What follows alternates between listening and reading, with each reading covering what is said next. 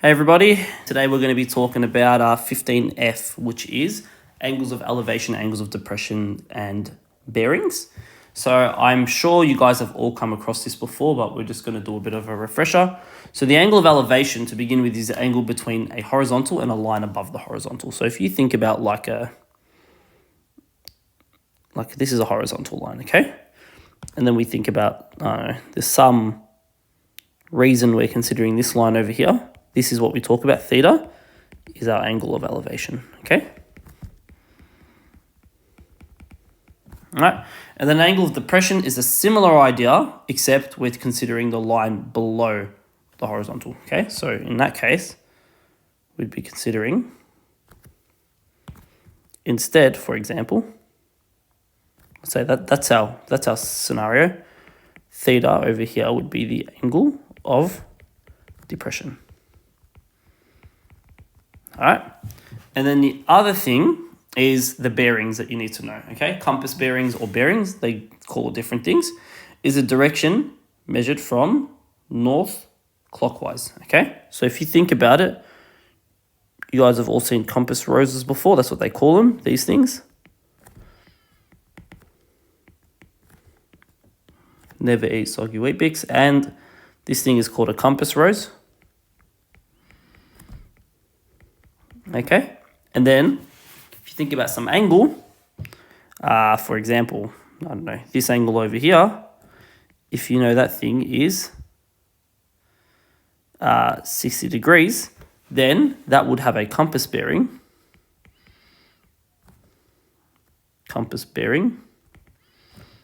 of 60 degrees, or just a bearing of 60 degrees.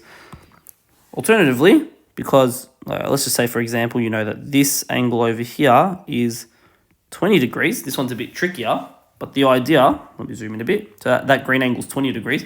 But the idea is because you always measure from north, yeah, you know to get from north to east is 90 degrees. To get from east to south is 90 degrees. So this whole rotation here is 180 degrees.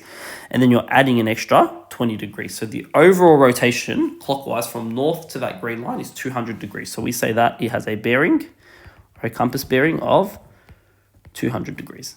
Hopefully that makes sense. All right, let's just apply these concepts to a couple of problems. So question 1. Actually, for these kind of problems, it's always good to draw a diagram. It's just a lot easier to visualize. So Tom runs due east. So due east means in the eastern direction for 12 kilometers from town A to 12B. So this is town A. He's running due east. So if you think about it, he's running this way, okay, for 12 kilometers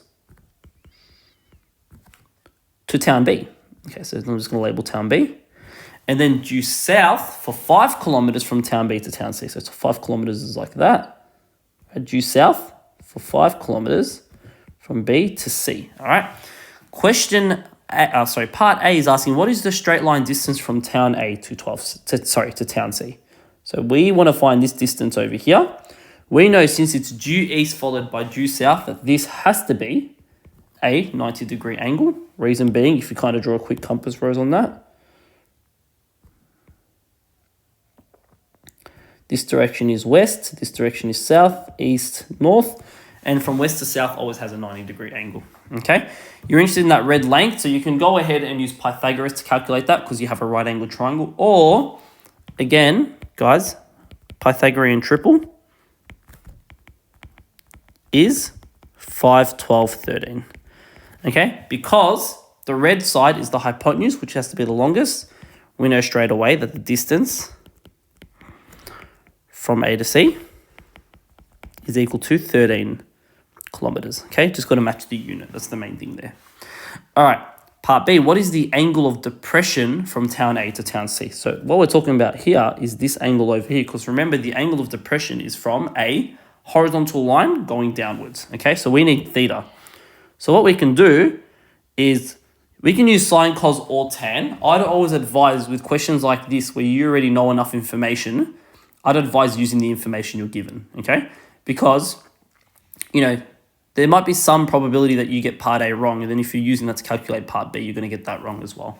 So because we have the opposite and the adjacent, we're going to talk about tan of theta equals opposite, which is 5 on 12. So theta equals inverse tan of 5 over 12. Okay, I'm using the given information already just because it's going to give the most likely chance of getting the correct result. Even if you are confident in your ability, it's very easy to still make mistakes, okay? So that answer is 22, I'm just going to round here, 22.62 degrees roughly, okay? Pretty easy, hopefully, that question, not too tricky. Okay, so if we have a look at question 2, we've got a driver that begins at point A, all right? So I'm going to put that in the diagram.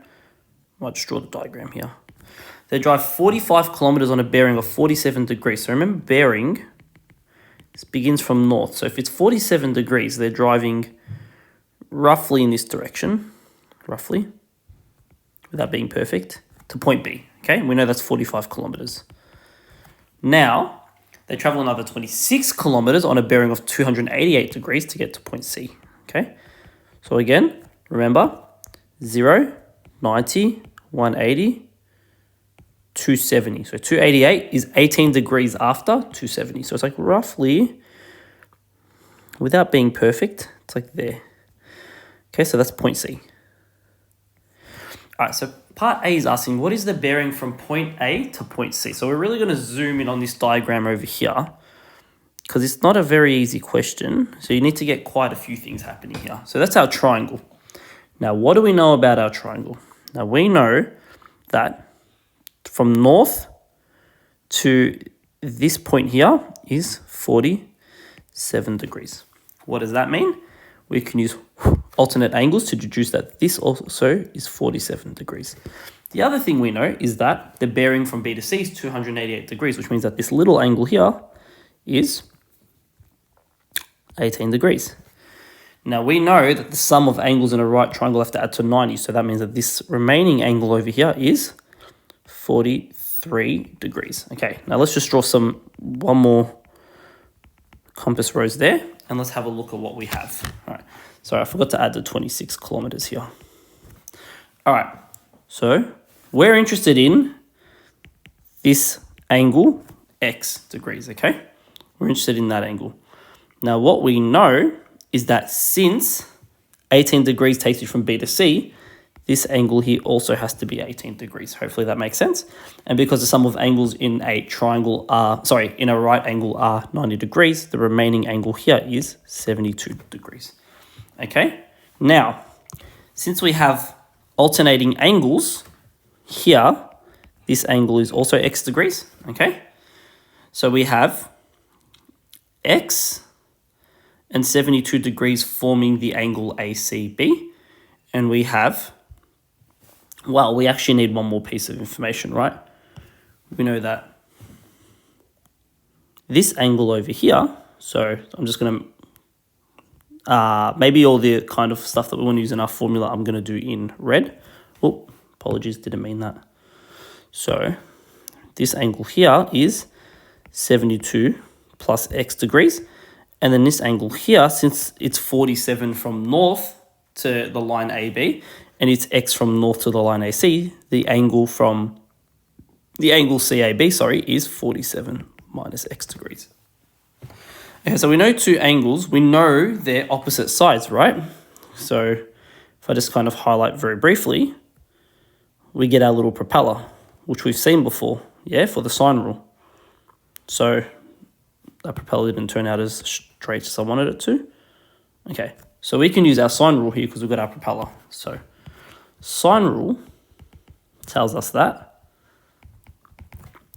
well, sine of one angle, which in this case is 72 plus X, over its opposite side, which is 45, is equal to sine of the other angle, which is 47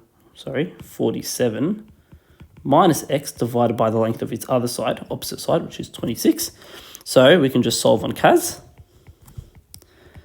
And then on the CAS, you'd want to restrict the domain of X, yeah, to be between 0 and 180. Can't be any larger than that because we're speaking about triangles here, all right? You can even see visually you can restrict the domain even more, but just to be safe, let's do 0 to 180. You put in your calculator, you end up getting that X is equal to, it rounds to 11.93 degrees, okay? So bearing from A to C is, as you see in the diagram, it's just x, which is 11.93 degrees. Now, part B is what is the angle of depression from point C to point A? So if we have a look back at our diagram, the angle of depression we're going to be talking about here, so if we draw straight through line C, which I haven't done that perfectly, but the angle of depression we're going to be talking about is this sharp angle over here, okay? So we know that, well, we're interested, let's just call the angle of depression y. So we know that x plus y has to equal 90 degrees, right? So that means our angle of depression y is 90 minus x, and we know that x is 11.93, so we end up with, what does that give you? 78.07 degrees, okay? That is our angle of depression from point C to point A. All right, now the last part is what is the straight line distance between point A and point C? So if we go back to our diagram, we want this straight line distance over here, which I'm just going to call Z for now. So Z kilometers.